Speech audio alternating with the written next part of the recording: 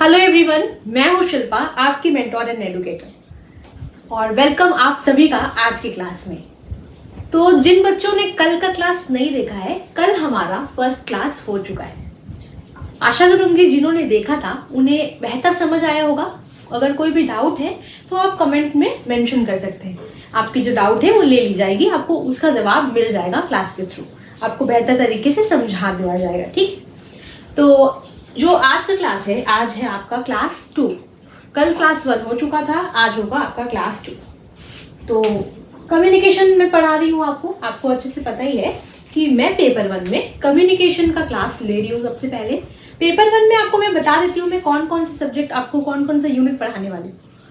Communication पढ़ाने वाली हूँ, कॉम्प्रिहेंशन पढ़ाने वाली हूँ आपको, और टीचिंग एप्टीट्यूड, ये तीनों मैं कवर करवाने वाली हूँ।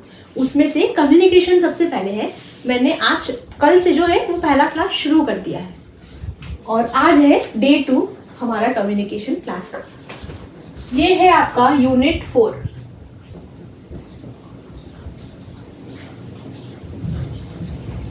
ये है आपका यूनिट 4 जिसे हम कवर कर रहे हैं। तो जिन्होंने कल का वीडियो देखा था, कल जो हमारा पहला क्लास हुआ था, कल हमने क्या क्या पढ़ा था। सबसे पहले तो आपको बता दिया गया था कम्युनिकेशन क्या है। तो क्या याद है आप लोगों को? एक क्विक रिवीजन कर लेते हैं कल हमने क्या क्या किया था, इससे आप लोगों को भी क्लियरिटी मिल जाएगी। और जो बच्चे कल का क्लास नहीं देख पाए थे वो कुछ ना कुछ आज कनेक्ट कर पाएंगे आगे पढ़ने के लिए। तो हम थोड़ा सा कनेक्ट कर लेते हैं। तो जैसे कि मैंने कल बताया था आपको, कल कम्युनिकेशन का जो मीनिंग है, जो कम्युनिकेशन वर्ड है वो डिराइव होता है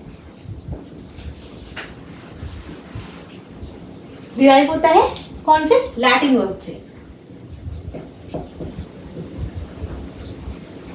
और इसका मीनिंग क्या है? लैटिन वर्ड क्या है? कम्युनिकेट, जिसका मीनिंग है आपका शेयर।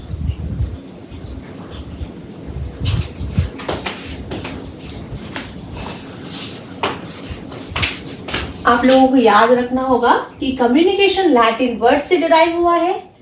लैटिन वर्ड है आपका कम्युनिकेट और इसका जो अर्थ है वो है शेयर। कभी कभी एग्जाम्स में देखने को मिल जाता है, इसलिए मैं आपको ये याद, आपको रिवीजन के थ्रू भी दिमाग पे आपके बैठ जाएगा। ये लैटिन वर्ड है, ग्रीक वर्ड नहीं है। कई सारे आप डिफिनेशंस में आपको याद होगा कि कहीं लैटिन है कहीं ग्रीक है, तो कंफ्यूज ना हो, इसीलिए मैंने वापस से आपको एक बार बता दिया ताकि वो आपके दिमाग में फिट बैठ जाए। इसी के साथ हमने कल कवर किया था इम्पोर्टेंस एंड कैरेक्टरिस्टिक्स। तो इम्पोर्टेंस में हमने कई सारे पढ़े थे, राइट? याद होगा आपको बेशक, क्यों इंपॉर्टेंट है कम्युनिकेशन, कैरेक्टरिस्टिक्स क्या क्या है, जैसे कि आपका 2 वे प्रोसेस होता है, ये इवॉल्विंग है, ये सारी चीजें हमने कल पढ़ा था। ये कंटिन्यूअस एंड डायनेमिक है, ये सारी चीजें हमने कल पढ़ी थी। तो आज जो हम शुरू करने वाले हैं, आज फंक्शन से हम लोग शुरू करने वाले हैं।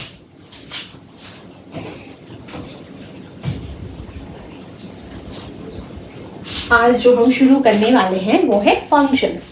हमने इंपॉर्टेंस पढ़ लिया, कैरेक्टरिस्टिक्स पढ़ लिया, अब बारी आती है फंक्शंस क्या क्या है कम्युनिकेशन के।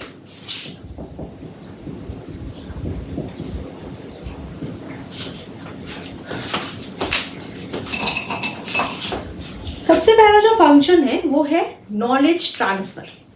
ऑब्वियसली अगर आप कनेक्ट कर ही सकते होंगे कि जो कम्युनिकेशन है नॉलेज शेयर करने के लिए काम में आता है। कम्युनिकेशन अगर हमारे बीच हो रही है, मैं अपना नॉलेज आपसे शेयर कर रही हूँ कम्युनिकेशन के थ्रू में, एंड कौन सा ये कम्युनिकेशन कर रही हूँ? वर्बल कम्युनिकेशन के थ्रू आपको अभी बता रही हूँ। यहाँ मैं मुंह से बता रही हूँ तो ये वर्बल ही हो गया। मैं एक बार बता देती हूँ, वर्बल जो होता है स्पोकन और रिटन के थ्रू, और जो नॉन वर्बल्स में आते हैं आपके जेस्चर, पोस्चर, आई कॉन्टैक्ट, ये सारी चीज आपके नॉन वर्बल में आता है। उसी तरह नॉलेज ट्रांसफर, जैसे मैंने आपको समझाया अभी कि ये नॉलेज जो ट्रांसफर हो रहा है, सबसे पहला फंक्शन है इसका। यहाँ पे मेंशन भी कर देती हूँ ताकि आप लोगों को याद रहे।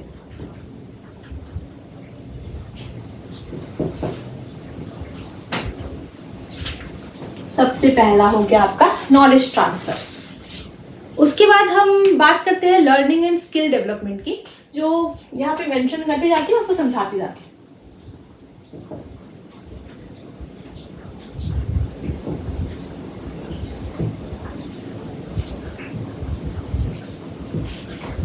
दूसरा है जो हमारा लर्निंग एंड स्किल डेवलपमेंट। जो कम्युनिकेशन है लर्निंग में ऑब्वियसली काम आती है। मैं आपको यहाँ से कुछ सिखा रही हूँ, आप लर्न कर रहे हैं, रिसीव कर रहे हैं, मैं सेंडर ही हूँ यहाँ पे, आप यहाँ पे रिसीवर होते हैं। इसी तरह से मैं आपको यहाँ पे पढ़ा रही हूँ, आप वहां से लर्न कर रहे हैं इस चीज को। जो मेरा जो सीख है आपको दे रहा, जो मैंने आपको सीख दे रही हूँ मैं आपको, आप वहां से उसको अडेप्ट कर रहे हैं, आप सीख रहे हैं एज अ लर्नर, राइट। तो कम्युनिकेशन के थ्रू मैं आपको ये करवा पा रही हूँ। इसी के साथ स्किल डेवलपमेंट में भी वो आपको हेल्प करती है। आप कुछ भी कोई भी क्लासेस कर रहे हैं, अपना extra curricular activities and all, वो सब चीज में आपको ये जरूरी नहीं कि सिर्फ वर्बल, आपको नॉन वर्बल में भी आप कई सारी चीजें करते हैं, जिससे स्किल डेवलपमेंट में हमें ये कम्युनिकेशन हेल्प करती है। इसी तरह से जो थर्ड है वो मोटिवेशन। जो थर्ड वन है ये मोटिवेशन। जो मोटिवेशन है कम्युनिकेशन के थ्रू मैं किसी को भी मोटिवेट कर सकती हूँ, आप किसी को भी कर सकते हैं। अगर आप अभी आज बूस्ट नहीं फील कर रहे हैं, लो फील कर रहे हैं कि मेरे मार्क्स कम आए हैं, मैं मॉक सॉल्व नहीं कर पा रहा हूँ, मैं कैसे करूँ क्या नहीं करूँ, बट मैं अपने कम्युनिकेशन के थ्रू यो इफेक्टिव कम्युनिकेशन, अगर मैं यहाँ बात करूँ, यहाँ पे नॉन इफेक्टिव भी हो सकता है, इफेक्टिव भी हो सकता है, राइट। अगर मैं यहाँ बात करूँ, आपको अच्छी अच्छी बातें मैं कहूँ, आपको बूस्ट करूँ कि नहीं आपसे हो सकता है, आप कर सकते हैं, आप जब इतना दूर तक आ सकते हैं तो थोड़ा सा और दूर जाना है, जिससे थोड़ा सा और मेहनत करने से ही आपको JRF मिल जाएगा। तो ये मैं मोटिवेट करने वाले वर्ड्स यूज कर रही हूँ अगर, तो कम्युनिकेशन के थ्रू ही मैं आपको बता पा रही हूँ, राइट। अगर ये टेक्स्ट के थ्रू मैं आपको बताऊँ या आपके कोई फ्रेंड ने आपको कुछ बताया, कुछ मोटिवेट करने वाला बात किया, तो आपके पेरेंट्स ने आपको मोटिवेट करने वाला बात किया, वो किसी भी तरह से कर सकते हैं, किसी भी मीडियम से कर सकते हैं, वो टेक्स्ट के थ्रू, कॉल के थ्रू या फिर सामने से बात करके। तो ये सारे चीज के तरफ से ये मोटिवेट करने के लिए भी कम्युनिकेशन काम में आता है। इसी के साथ हम बात करते हैं हमारे फोर्थ पॉइंट की, जो कि होगी कल्चरल प्रिजर्वेशन।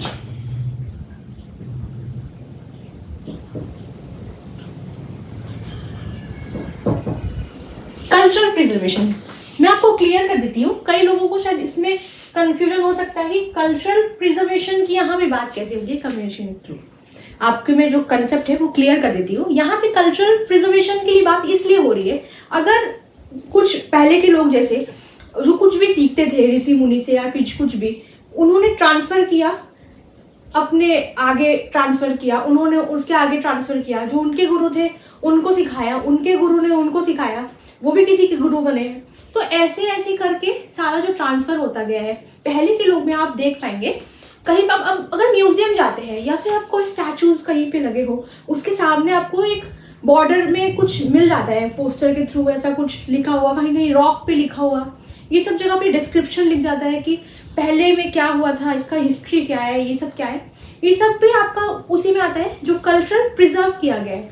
जो पहले का जो कल्चर है वो सब जो हम लोग रॉक्स पे अगर वो लोग नहीं बनाते या फिर केव्स पे हम लोग वो सब नहीं देखते, उसको नहीं समझ पाते, तो फिर वो हमारे लिए ही था कि हमारे अंडरस्टैंडिंग के लिए कि पहले के टाइम पे रॉक्स पे लिखा जाता था, उससे हम समझ पाए पहले के लोग में क्या होता था क्या नहीं। काफ़ी सारी हिस्ट्रीज है जो इससे जुड़ी हुई है जो हम समझ पाते हैं।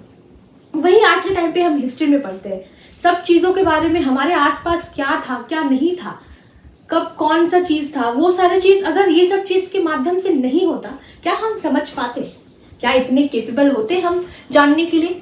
तो कम्युनिकेशन के थ्रू यहाँ पर सारी चीज़ों को प्रिजर्व किया गया है। अगर वहाँ पे आपको रिटर्न भी मेंशन मिलता है तो ये भी तो आपका नॉन वर्बल तरीके से आपको वर्बली नॉन वर्बली कुछ पिक्चर्स के थ्रू ये सारी चीज़ हमने समझा है। ये सारा जो कल्चरल प्रिजर्वेशन, होप आपको समझ आया हो ये।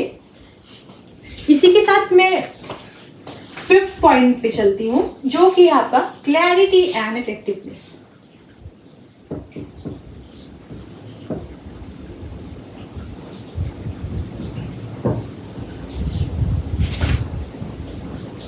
क्लैरिटी एंड इफेक्टिवनेस,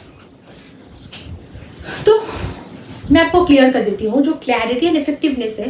अगर मैं कम्युनिकेशन के थ्रू आपको अच्छे से समझा सकती हूँ, अगर वो चीज़ आपको क्लियरली, अगर मैं यहाँ पे आपको जो ये पॉइंट है कल्चर प्रिजर्वेशन, कई लोगों को माइंड में और क्वेश्चंस आए होंगे यहाँ पे क्या प्रिजर्व करने की बात हो रही है, क्या कल्चर प्रिजर्व करने की बात हो रही है।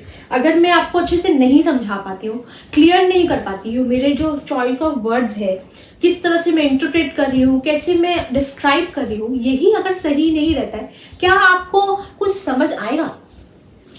नहीं आएगा, राइट? कंफ्यूज होंगे, आपके पास ढेरों क्वेश्चंस आना शुरू हो जाएंगे।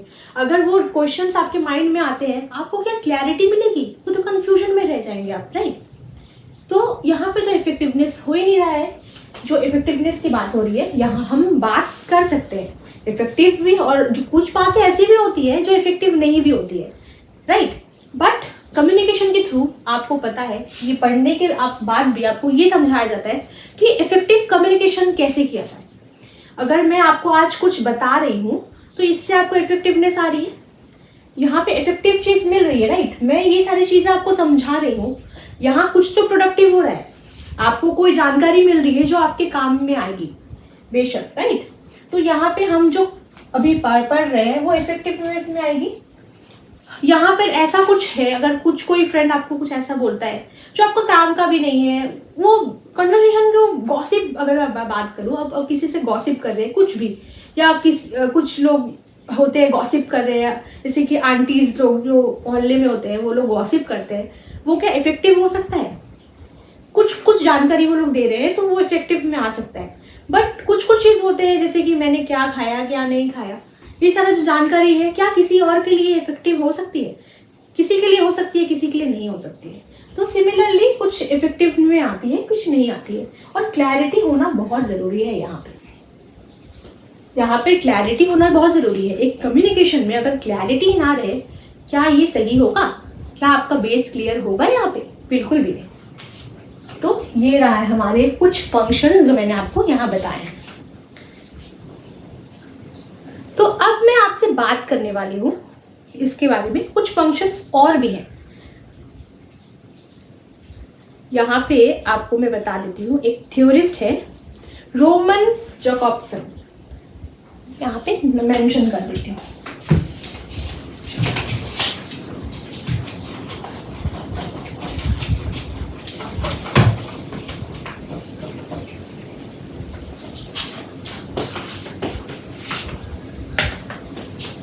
यहाँ पे कुछ फंक्शंस के बारे में बात करूंगी जो कि दिया गया है रोमन जैकबसन के द्वारा। इन्हें हम कंसीडर करते हैं, इन्हें हम फोनोलॉजी के लिए फाउंडर के लिए हिसाब से भी कंसीडर करते हैं। इन्होंने 6 फंक्शंस ऑफ लैंग्वेज दिया है, जिनके बारे में हम आगे पढ़ने वाले हैं। मैंने कुछ आपको फंक्शंस जो नॉर्मल है मैंने आपसे बता दिया, जो बेसिक होते हैं, जो आपको भी पता है। इसके साथ अब हम जो फंक्शंस की बात करने वाले हैं जो इनके द्वारा दिया गया है। काफ़ी सारी चीज़ें इसमें हम लोग पढ़ने वाले हैं, जैसे कि रेफरेंशियल, इमोटिव, कॉनेटिव, फैटिक, ये सारी चीज़ें के बारे में हम पढ़ने वाले हैं। मैं आपको पूरी डिटेल में इसके बारे में समझा देती हूँ। कई सारे वर्ड्स जो आपके लिए नए हैं, मैं बिल्कुल इस चीज़ के ध्यान रखते हुए आपको क्लियरली समझा दूँ कि आप कभी भी फिर आपको असुविधा ना हो एग्जाम में समझने में, क्योंकि इसमें से क्वेश्चंस आते हैं जो देखे गए। तो पहला सबसे मैं बात करूं, सबसे जो पहला पॉइंट है वो है फैटिक, जो फैटिक फंक्शन है। सबसे पहला जो है वो है फैटिक फंक्शंस। फैटिक फंक्शंस आपको क्या समझ आता है? इसे हम फैटिक मतलब स्मॉल टॉक कंसीडर कर सकते हैं। मैं आपको एग्जाम्पल के थ्रू समझाती हूँ ताकि आपको और क्लियरली समझ आए। अगर मैं यहाँ पे आप कहीं एक स्मॉल टॉक जो हम लोग शुरुआत में करते हैं किसी भी कॉन्वर्सेशन के, कुछ भी जो कम्युनिकेशन जो हम करते हैं वो स्टार्ट में करते हैं। जैसे मैं अभी यहाँ पे आई, आपसे बात किया, आपको मैं आके बोलती हूँ आप कैसे हैं, कैसे नहीं है, हेलो, हाउ आर यू, ये सारी चीज़ें मैं यूज़ करती हूँ। यही है आपके फैटिक फंक्शंस। इसे हम कहते हैं स्मॉल टॉक। जो स्टार्टिंग ऑफ द कन्वर्सेशन में हम जो आपका हाल चाल ले रहे हैं, एक किसी भी कॉन्वर्सेशन का जो स्टार्टिंग है, जैसे कि हम आइस ब्रेक कर रहे हैं, कि सामने वाले से हमारा जो बात हो रहा है वो स्टार्ट एटलीस्ट कर रहे हैं किसी भी पर्सन के संग बात करने के लिए, तो उसे हम फैटिग फंक्शन कहते हैं। अब बात करते हैं हम दूसरी वाली की, जो कि है कॉन्टेक्चुअल फंक्शन।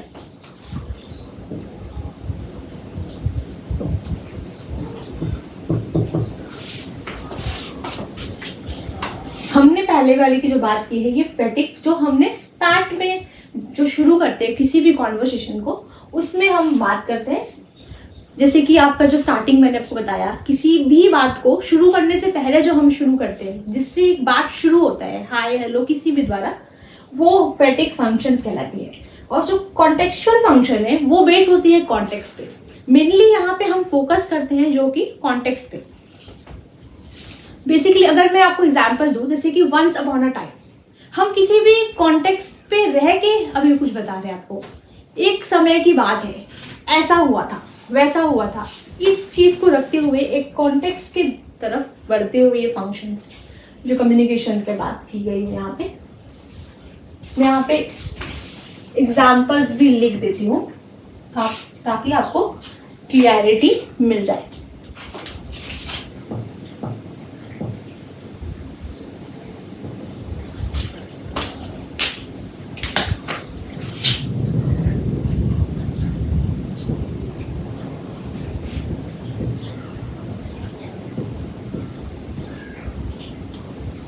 अगर मैं यहाँ पे आपकी कॉन्टेक्चुअल की बात करती हूँ, जैसे कि वंस अपॉन अ टाइम, एक कॉन्टेक्स्ट में रहते हुए, एक स्पेसिफिक कॉन्टेक्स्ट को रेफर करते हुए हम बात कर रहे हैं कि एक समय की बात है कि ऐसा है वैसा है। पहले के एक कॉन्टेक्स्ट को हम लोग मद्देनजर रखते हुए उस चीज को बात कर रहे हैं, उसी को कॉन्टेक्चुअल फंक्शन कहते हैं। किसी भी बात को करते वक्त हम वैसे बताते हैं ना आपको कि एक समय की बात थी, वैसा हुआ था वहां पे। एक समय का ऐसा, हम जो हिस्ट्री हम लोग पढ़ते हैं, स्टोरीज में पढ़ते हैं कि एक समय की बात है, वहां पे एक रेफरेंस देके कि हाँ यहाँ पे ये लोग रहते थे, ऐसा ऐसा इश्यू हुआ है, ये स्टोरी थी, ऐसी होती थी। एक कॉन्टेक्स्ट को रखते हुए उस चीज को हम लोग समझाते हैं, कुछ एक स्पेसिफिक कॉन्टेक्स्ट को। अगर मैं आपसे एक इस दोनों को जैसे आपने समझा, राइट, इसे हम यूज करते हैं स्मॉल टॉक के लिए, जो स्टार्टिंग ऑफ द कॉन्वर्सेशन में, और इसे हम रेफर करते हैं एक समय की बात है, राइट, कॉन्टेक्स्ट पे रखते हुए। अगर हम यहाँ पे बात करते हैं, अगर किसी ने कहा कि ऐसा हुआ था वहां पे, मतलब उनके टाइम पे, जैसे आपको सबसे इजी मैं बता देती हूँ, आपके टाइम पे आपने अपने घर पे ये सुना होगा कि आज की महंगाई के हिसाब से, अगर आपने अपने दादी से या पापा से ये सुना होगा, पहले के टाइम पे उनको 1 रुपए में भी कितना कुछ मिल जाता था, 25 पैसे में कितना कुछ मिल जाता था। तो उन्होंने क्या यहाँ यूज किया, हमारे टाइम पे उस समय में ये इतने दाम का मिलता था, 1 रुपए में हम लोग इतना कुछ ले लेते थे। आज के टाइम पे तो वो पॉसिबल नहीं है, राइट, बट उनका जो रेफरेंस होता था उनके टाइम पे। तो आपको यहाँ से क्या लगता है कि यहाँ पर क्या फिट बैठना चाहिए, ये फैटिग या कॉन्टेक्चुअल? इसका जवाब काइंडली आप कमेंट बॉक्स में मेंशन जरूर करिएगा। आपको यहाँ पे इस सवाल का क्या जवाब लगता है? अगर इस सिचुएशन में, मैं आपको एक बार वापस से बता देती हूँ, जब सपोज कि आपके दादी ने आपको बताया कि हमारे टाइम पे 25 पैसे में हमें 5 चॉकलेट मिल जाते थे, तो आपका भी यहाँ पे आपको क्या लगता है, यहाँ पे फैटिग फंक्शन फिट बैठ रहा है या फिर कॉन्टेक्चुअल फंक्शन फिट बैठ रहा है? यहाँ पे कॉन्टेक्चुअल फंक्शन फिट बैठेगा, क्योंकि मैंने आपको बताया है फैटिग फंक्शन मतलब हम लोग कोई भी चीज का शुरुआत में बोलते हैं, किसी भी चीज पे शुरू करने के लिए जब हम कोई कॉन्वर्सेशन शुरू करते हैं, उस चीज को नॉर्मलाइज करने के लिए, जैसे कि हम बताया आपने हेलो गुड मॉर्निंग टीम, अगर कोई मैनेजर आके इस तरह से शुरू करता है, उसके बाद अपना बात रखने के लिए जाता है, किसी भी चीज का स्टार्टिंग हो, उस चीज जो स्मॉल टॉक्स हो रहे हैं, उस चीज को हम फैटिग बोलते हैं। और contextual once upon a time मतलब किसी कॉन्टेक्स्ट में रह के, यहाँ पे जो मैंने आपको सिचुएशन बताया एक कॉन्टेक्स्ट में रह के उन्होंने बताया है कि हमारे जमाने में, हमारे टाइम पे ऐसा वैसा होता था, 25 पैसे में हम इतने कुछ इतना सारा चीज एक साथ ले पाते थे, जो आज के टाइम पे पॉसिबल नहीं है। उन्होंने कॉन्टेक्स्ट में रहते हुए पहले के टाइम को अभी के टाइम के साथ जोड़ के बताया, अपने टाइम का बात। होप आपको ये समझ आया हो।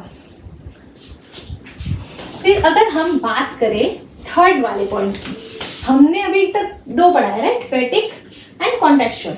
इसी के साथ हम बात करते हैं पोएटिक फंक्शन की।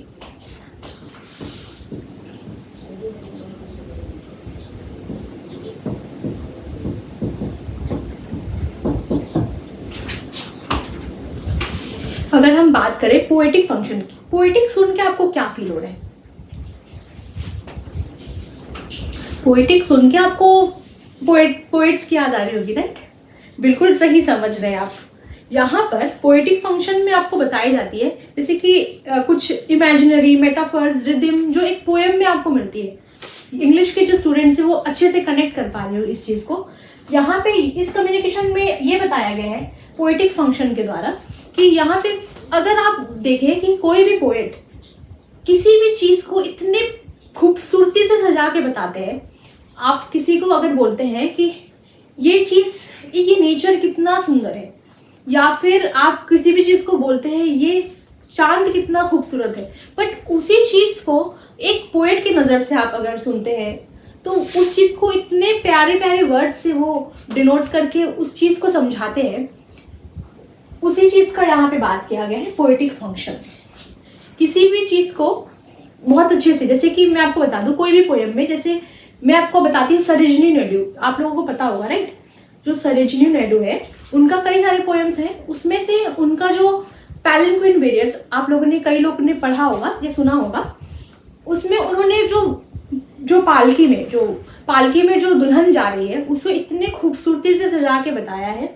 उसी का यहाँ पे बात की जा रही है पोएटिक फंक्शन में, जो एक आप पोएट के नज़र से जो दिखाई दे रही है, कितने सुंदरता से एक चीज को वो बोलते हैं, कितना खूबसूरत कर देते हैं एक छोटे से शब्द को। एक नॉर्मल जो शब्द हमारे लिए होते हैं, एक ब्यूटीफुल, खूबसूरत, इस चीज को वो इतने खूबसूरती से सजा के बताते हैं कि सामने वाले भी इतने सुंदर से, उन्हें भी बहुत भा जाता है, राइट? जैसे पोएम पढ़ के भी हमें बहुत अच्छी लगती है क्योंकि वहाँ पे वर्ड्स वैसे यूज किए जाते हैं, किसी भी चीज की खूबसूरती और डबल हो जाती है। तो ये पोएटिक फंक्शन में आता है। चलिए हम आगे बढ़ते हैं। अब बात करते हैं हम रेफरेंशियल फंक्शन की।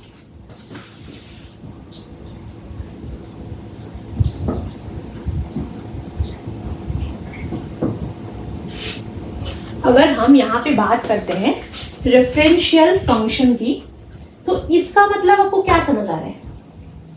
इसका मतलब है किसी भी चीज पे, किसी भी कॉन्टेक्स्ट में रह के उसका रेफरेंस देके बताना। अगर मैं आपको बताऊं, मतलब किसी भी चीज का जो प्रोसेस हम एक्सचेंज कर रहे हैं, जो हम इंफॉर्मेशन किसी भी रेफरेंस को बताते हुए, कई तरह का रेफरेंस हो सकता है, कोई भी सिग्नल के थ्रू या कुछ भी। जैसे कि आप अगर देखते हैं, सबसे कॉमन चीज मैं आपको बताती हूँ, आप कनेक्ट कर पाए जिससे। आप अगर ऑफिस में किसी के ज्वाइन कर रहे हैं, आप अपने फ्रेंड को बोलते हैं अपना रेफरेंस दे दीजिए, तो इससे सही होगा। आप अपने फ्रेंड का रेफरेंस दे रहे हैं यहाँ पर। यही है आपका रेफरेंशियल फंक्शन में बताई जाती है, जो कॉन्टेक्स्ट बेस्ड होती है लेकिन रेफरेंशियल होती है। रेफरेंस के थ्रू किसी भी रेफरेंस को बताते हुए, आप अगर कोई भी चीज अभी बता रहे हैं, वहां पे उसका रेफरेंस देते हुए आप बता रहे हैं कि ये चीज ऐसा है। किसी भी चीज का रेफरेंस देकर उस चीज को समझाना, किसी भी कॉन्टेक्स्ट में रह के, वही होता है आपका referential function.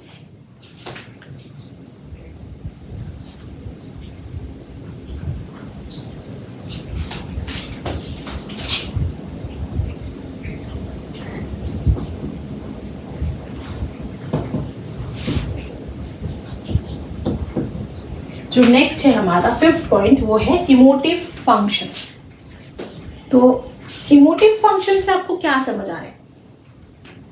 Emotive function help करता है आपके एक्सप्रेशंस जो है उसको बताने में, इमोशंस बेसिकली, एक्सप्रेशंस, इमोशंस, ये आपके इमोशंस को बताने के लिए हेल्प करता है इमोटिव फंक्शन। जैसे कि किसी भी चीज को आप अचानक से देखते हैं, आपको बहुत ज्यादा अट्रैक्ट करता है वो चीज, या बहुत सुंदर है, आप बोलते हैं ना वाओ, या फिर आपको चोट लगी आउच। ये सारा जो चीज है, ये सब इमोटिव फंक्शन इसको बोलते हैं हम, जो आप अपने इमोशंस को बता रहे हैं इसके थ्रू। जो भी इमोशन आप बता रहे हैं, ये बहुत सुंदर है, वाओ, हुर्रे, आप बहुत खुश हैं, तो इस हिसाब से ये सारे इमोटिव फंक्शंस में आते हैं। अपना जो इमोशन बताना है, अपना इमोशन जताना है, वो सारा आपके इमोटिव फंक्शंस में आते हैं।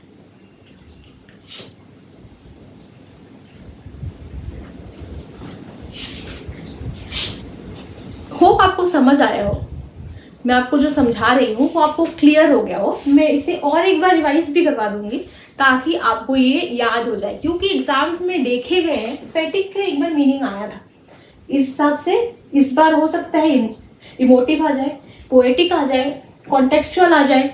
आपको अगर क्लियर ही नहीं होगा कि इसका मीनिंग क्या है, मैं समझ पा रही हूँ कि ये थोड़ा कंफ्यूजन हो गया होगा, इतना सारा पॉइंट्स है, इतना सारा फंक्शंस है, कौन सा किसका मीनिंग है, आप कैसे याद रखें कैसे नहीं, थोड़ा कंफ्यूजन हो गया होगा। बट मैं कोशिश करूंगी कि मैं आपको जितना ज़्यादा हो इतना ज़्यादा इसे रिवाइज करा के आपको समझा दूं, ताकि आपके वो माइंड में सेट हो जाए और आपको इसके लिए और इशू ना हो।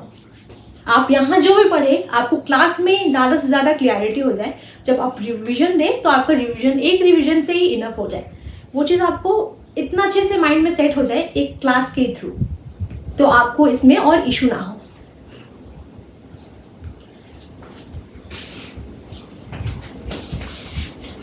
मैं आपको 6th पॉइंट बता देती हूँ।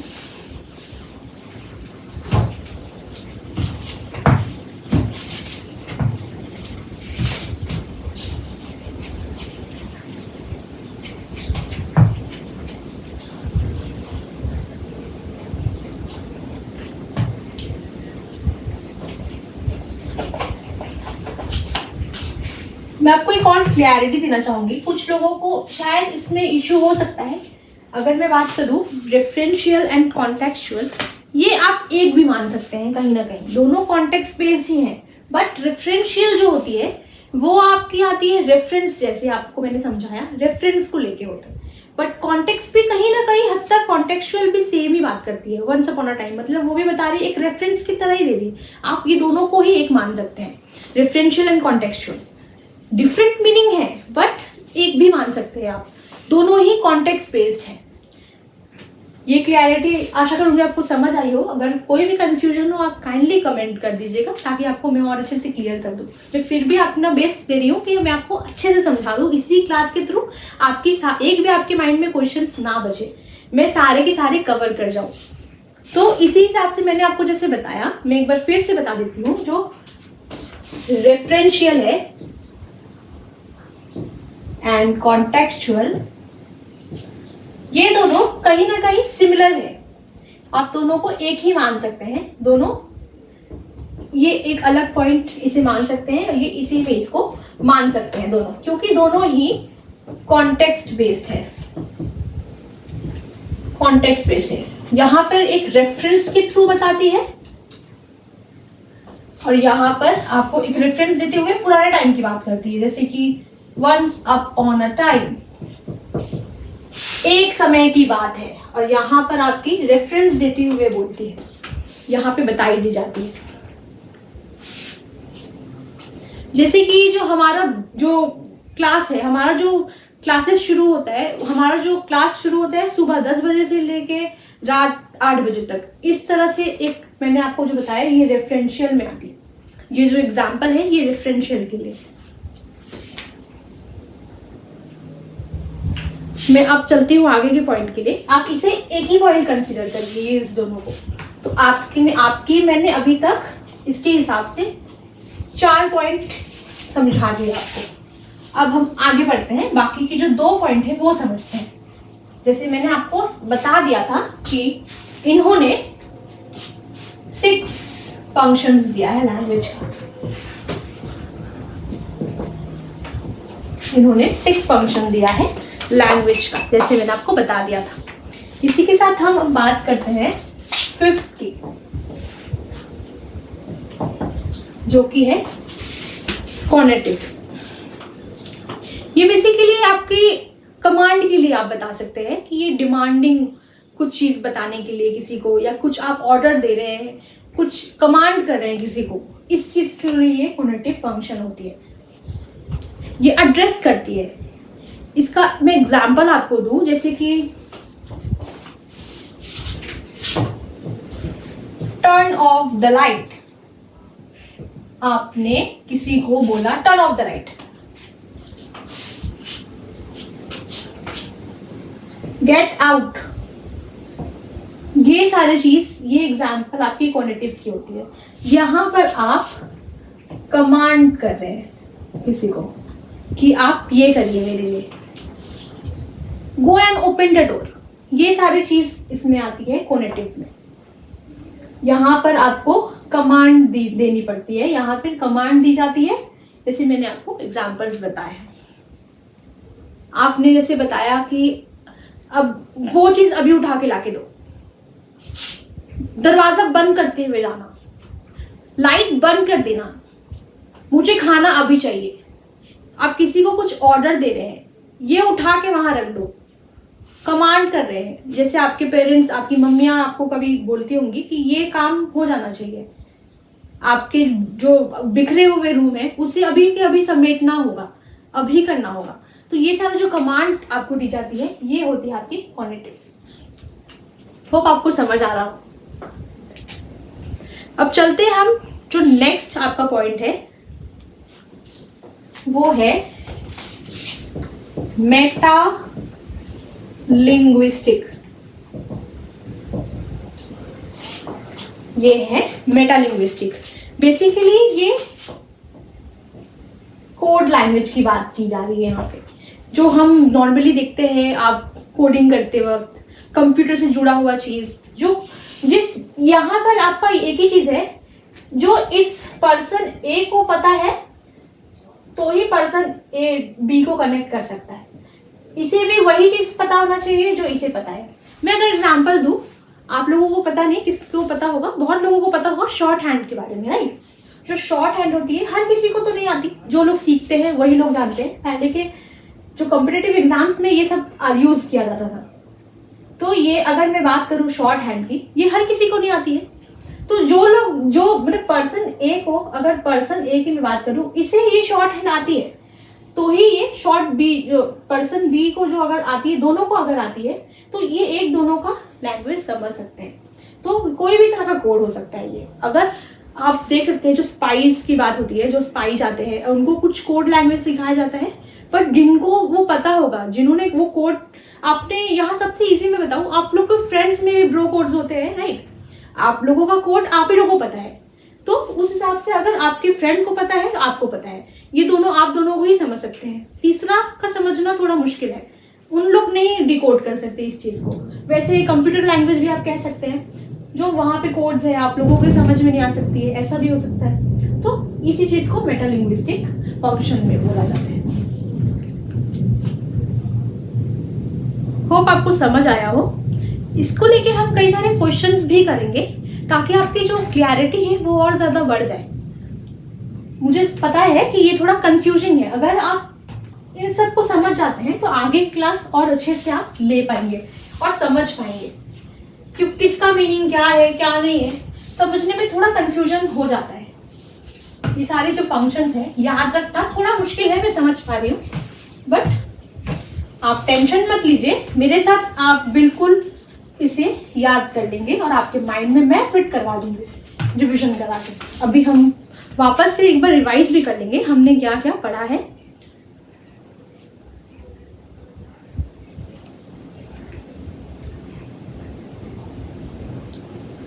इससे पहले जैसे कल का क्लास हमने किया था, उस बेसिस पे मैं आपसे कुछ क्वेश्चंस करती हूँ। जैसे मैंने यहाँ पे कुछ क्वेश्चंस प्रिपेयर करके आई हूँ, एक दो, जैसे आपको एक आइडिया हो जाए कि कैसा क्वेश्चन आ सकता है और आपको कितनी क्लैरिटी है, जो मैंने कल पढ़ाया था वो कितना याद है, वो भी मुझे समझ आ जाए। तो इस क्वेश्चन का जवाब आप कमेंट में जरूर बता दीजिएगा।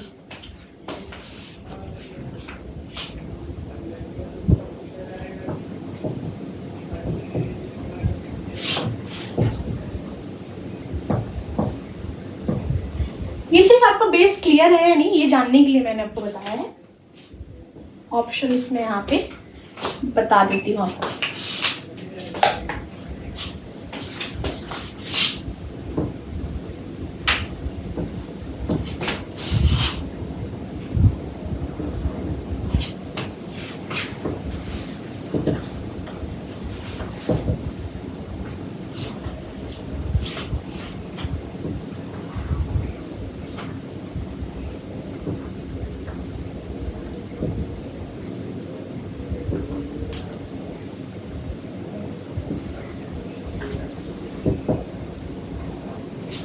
तो जो मेरा पहला क्वेश्चन है, क्वेश्चन 1, कम्युनिकेशन इज कॉन्स्टेंटली, और आपके जो ऑप्शन है stagnant, non involving, evolving and subliminal, आपके हिसाब से क्या होना चाहिए? सही आंसर जरूर कमेंट पे मेंशन करेगा। आपके हिसाब से आपका जो मैं अंडरस्टैंडिंग देखना चाहती हूँ, जो आपने क्लास 1 में जो सीखा है वो क्या है, आपका बेस क्लियर था या नहीं हुआ है, इससे आपको भी आइडिया होगा कि आपने कितना समझा है, आपको कितना याद है। कम्युनिकेशन क्या स्थिर है या फिर विकसित नहीं होता है या विकसित होता है या अचेतन? क्या होगा आपका जवाब? कल ही हमने पढ़ा था, हमने रिवाइज भी किया था, ये कम्युनिकेशन इज कॉन्स्टेंटली इवॉल्विंग, ये इवॉल्व होता है, जो मैंने आपको समझाया था। राइट, आपको मैंने बताया था कि किस तरह से जो है कम्युनिकेशन इवॉल्व होता आया है। एक ओरली हम लोग पहले बोलते थे, सिर्फ वर्बल का यूज होता था, धीरे धीरे रिटर्न में गए, धीरे धीरे अभी के टाइम पे पहुंचते पहुंचते हम लोग और भी एडवांस हो गए, जो डिजिटली अभी मैसेज के थ्रू, ऑनलाइन, ये सब चीज पढ़ाना, सब कुछ करना, किसी माध्यम जो है, मीडियम है, वो बढ़ता गया है। कैसे इवॉल्व होता गया है, यहाँ से पूरा इवॉल्व होता गया है इस तरह से। तो आपका ये हुआ। और एक क्वेश्चन आपसे कर लेती हूँ, और मैं और भी बेस क्लियर करने के लिए कोशिश करूंगी कि बीच बीच में कुछ क्वेश्चंस लाऊं ताकि आप भी क्लियर रहे। सो और एक क्वेश्चन मैं आपको बताती हूँ, जो क्वेश्चन 2 होगा। So what is the purpose of communication? क्या होना चाहिए आपके हिसाब से? तब तो आप लोग सोचिए, मैं पॉइंट्स मेंशन कर देती हूँ। ऑप्शन ए है इन्फॉर्म, ऑप्शन बी है आपका इन्फ्लुएंस,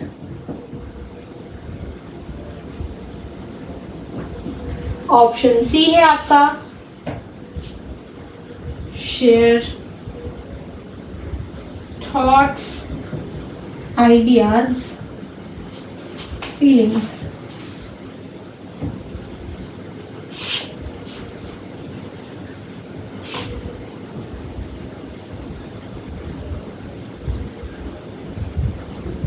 ये कुछ क्वेश्चंस मैंने यहाँ पे कुछ ऑप्शंस मेंशन किए हैं, जैसे कि व्हाट इज द, पहला जो क्वेश्चन है ये देख लेते हैं। What is the purpose of communication? हमने कल ही पढ़ा था, inform, influence, share thoughts, ideas, feelings, या फिर ऑल ऑफ द अबव।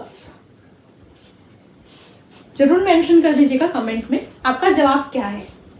हमने कल ही पढ़ा था, राइट, हमारा जो इंपॉर्टेंस है हमने पढ़ा था, राइट, इन्फॉर्म है, influence and share thoughts, ideas. एक कम्युनिकेशन के थ्रू ये तो होता ही है, शेयर करते हैं हम थॉट्स, आइडियाज, फीलिंग, इमोशंस, ये सारी चीज एक्सचेंज होती है हमारे साथ।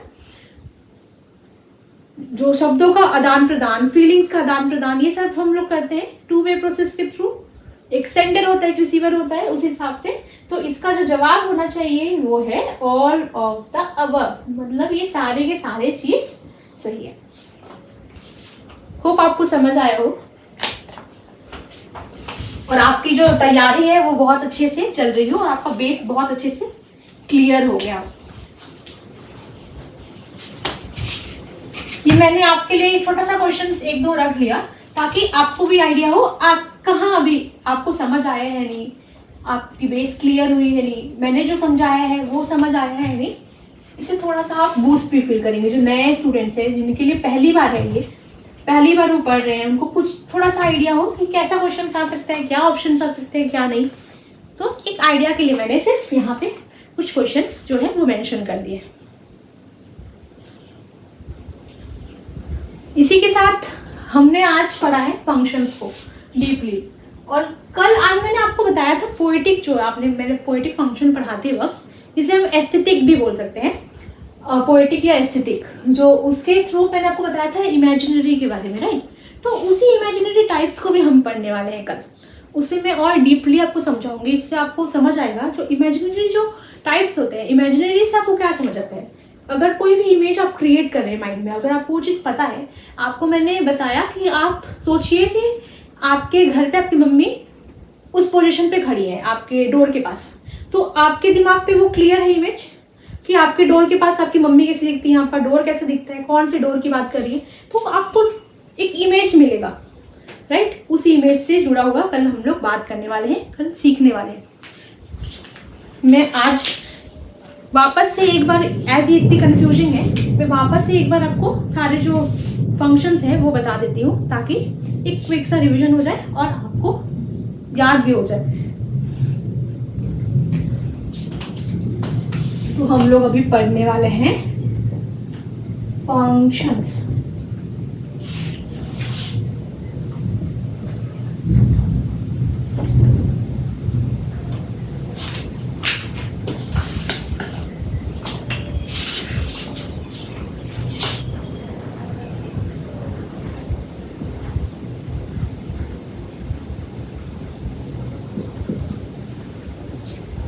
ये है रेफरेंशियल,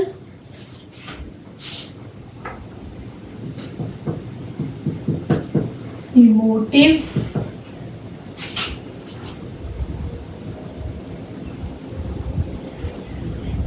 कॉग्निटिव,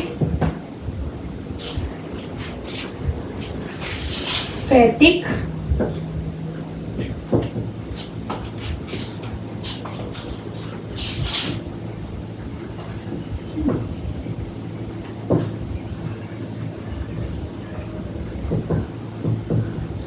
मेटालिंग्विस्टिक,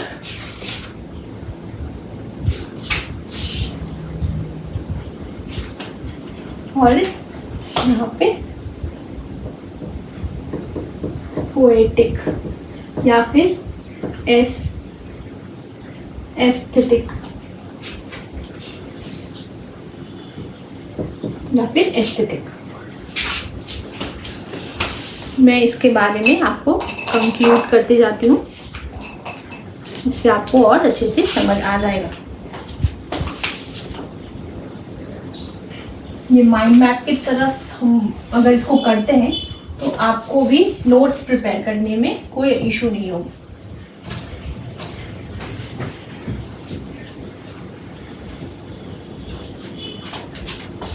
मैं आपको बता देती हूँ, अगर हम इसे कंक्लूड करते हैं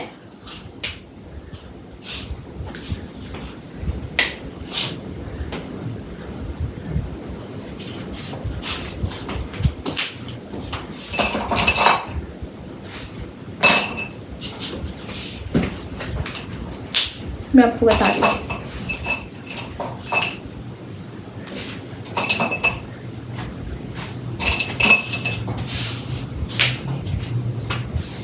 अभी हमने जो पढ़ा था, मैं आपको वन वर्ड में सारे से समझा देती हूँ। जैसे इसलिए मैंने बताया था आपको कोड लैंग्वेज के लिए, रेफरेंशियल में आप बता सकते हैं रेफरेंस के थ्रू, किसी भी चीज का रेफरेंस देना। इमोटिव में आप बात कर सकते हैं आपकी जो इमोशंस होती है, इमोशंस के थ्रू। कॉग्निटिव में कमांड। फैटिक की मैं बात करूं स्मॉल टॉक। और मैं पोएटिक की बात करूं तो आपकी किसी भी तरह का मैसेज हो, जो आपके जो पोएट्स यूज करते हैं अपने वर्ड्स के थ्रू, जो मैसेज देते हैं, जो इस तरह से एक्सप्लेन करते हैं, वो ये सारी चीज मैंने छोटे में आपको समझा दिया है, एक माइंड मैप क्रिएट कर दिया है। होप आपको अच्छा लग रहा हो, समझ आएगा, एक एक वर्ड से आप इसे कनेक्ट कर पाएंगे, आपको ये याद रहने में इशू नहीं होगा। तो आशा करूँगी आपको आज का क्लास अच्छा लगा हो। आप ज़रूर कमेंट में वो जो क्वेश्चंस मैंने आपको पूछे थे उसका जवाब, मैं वेट करूँगी उस जवाब का।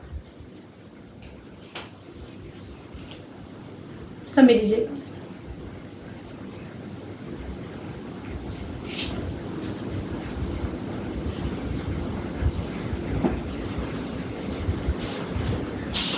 तो आज के लिए इतना ही रखते हैं। हम फंक्शंस पढ़ा है, कल मैंने आपको जैसे बताया था इमेजिनरी हम पढ़ने वाले हैं। इसी के साथ आगे बढ़ते हैं। और आप कमेंट में ये बताना ना भूलें कि आपको ये समझ आ रहा है या नहीं, या मुझे आपको और अच्छे से समझाना चाहिए। आप बिल्कुल ये फीडबैक के लिए मैं रेडी हूँ, आप प्लीज़ मेंशन करना ना भूलें। ये इन्फॉर्मेशन मैं आपको दे देती हूँ, हमारे चैनल पे आपको ये सारे चीज़ के लिंक मिल जाएंगे, आपको कोई इशू नहीं होगा ये ढूंढने में। तो आप फेसबुक पे कनेक्ट हो जाइए, फेसबुक पेज को लाइक करना ना भूलें, हमारे टेलीग्राम पे आप ज्वाइन हो जाइए। ये व्हाट्सएप एंड कॉलिंग नंबर है, इस पे आप कनेक्ट कर सकते हैं।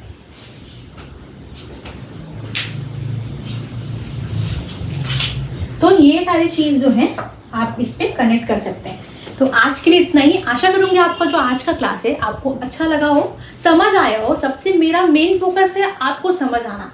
अगर मैं आपको कोई भी चीज इंफॉर्मेशन दे रही हूँ, बात करते हैं कम्युनिकेशन की, तो कम्युनिकेशन के थ्रू मैं आपको दे रही हूँ और ये आपको जरूर अच्छे से समझ आना चाहिए। यही मेरा मोटो होना चाहिए और वो मोटो है। आशा करूंगी पसंद आए आज का क्लास। अगर आपको अच्छा लगता है तो please like, share and subscribe करना ना भूलें। मिलते हैं फिर हम कल हमारे नेक्स्ट क्लास की तरफ और बेहतर तरीके से पढ़ेंगे और एंगेज होकर पढ़ेंगे। आज के लिए धन्यवाद। Thank you.